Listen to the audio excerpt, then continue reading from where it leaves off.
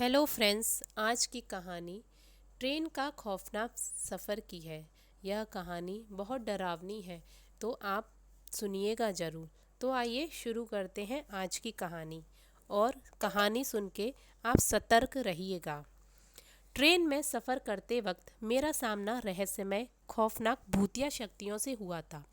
उस दिन के बाद मैं कभी ट्रेन में बैठने की हिम्मत नहीं कर पाया हूँ। ट्रेन का सायरन बजे तो भी मेरी धड़कनें बढ़ जाती हैं।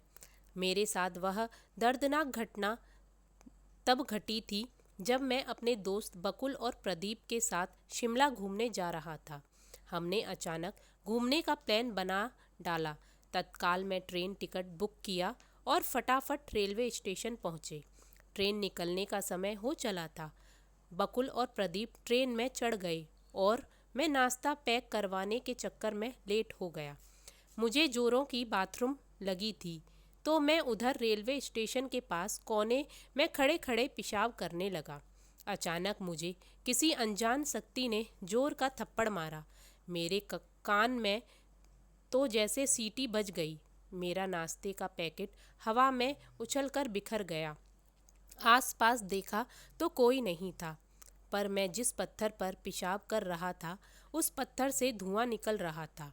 यह देखकर मेरे तो रोंगटे खड़े हो गए। मैं फौरन ट्रेन की ओर भागा और चलती ट्रेन बड़ी मुश्किल से पकड़ी। बकुल और प्रदीप मुझे देखते ही गालियां देने लगे। वह बोले कि कहाँ मर गया था, ट्रेन मिस हो जाती तो। अब मैं उन दोनों को कैसे बताऊं कि मैं किस मुसीबत का तमाचा खाकर आया हूँ। ट्रेन में ने रफ्तार पकड़ ली और हम तीनों दोस्त भी मस्ती में मस्त हो गए। बकुल और प्रदीप ने मैंने तमाचा खाने की और पत्थर से धुआं निकलने की बात बताई, पर वह दोनों तो मुझ पर ही हंसने लगे। रात हो गई थी।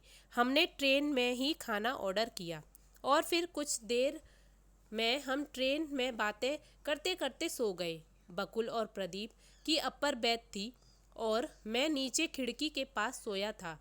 तकरीबन रात 3 बजे ट्रेन किसी वीरान जगह पर रुक गई।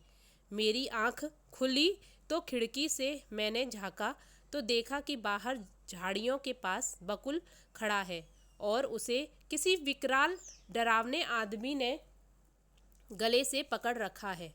मेरे तो होश उड़ गए। मैं फौरन प्रदीप को जगाने लगा तो देखा कि प्रदीप भी अपने बर्थ सीट से गायब है।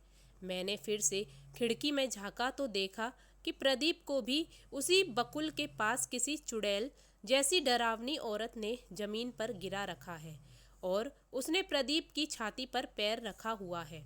मैं अपने दोस्तों की मदद करने के लिए फौरन भागता हुआ ट्रेन के नीचे उतरा और तभी अचानक देखा तो बकुल और प्रदीप गायब हो गए और वह दोनों विकराल व्यक्ति भागकर मेरे पास आ गए। अब उस चुड़ैल जैसी औरत और उस डरावने विकराल आदमी ने मुझे पकड़ रखा था। डर का आलम यह था कि मेरी हलक सूख चुकी थी और मुझे मुंह से आवाज़ तक नहीं निकल रही थी। वह चुड़ैल जैसी औरत बोली कि हम दोनों रेलवे स्टेशन से तेरा पीछा कर रहे हैं। हमारे रहने की जगह को तूने गंदा किया है, इसलिए अब हम तुझे अपने साथ ले जाएंगे और तेरे खून से वह जगह साफ करेंगे। इतना बोलकर वह दोनों मुझे झाड़ियों में खींचने लगे। मैं तो अधमरा सा हो गया था, फिर भी भागने की कोशिश कर रहा था, पर मुंह से आवाज़ निकलने तो कोई मेरी मदद करे। तभी अचानक ट्रेन का सायरन बजा और वह दोनों रहस्यमय भूतिया लोग मेरा हाथ झटक कर भागे। मैं बाबरों की तरह ट्रेन की ओर भागा और ट्रेन में घुस गया। फिर से ट्रेन चलने लगी। मैं चुपचाप अपनी सीट पर आकर सो गया।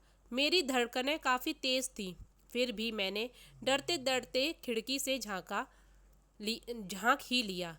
तभी देखा तो वह विकराल आदमी और चुड़ैल की जोड़ी सामने झाड़ियों में से ट्रेन के साथ दौड़ रही है और उन दोनों के मुंह मेरी तरफ है।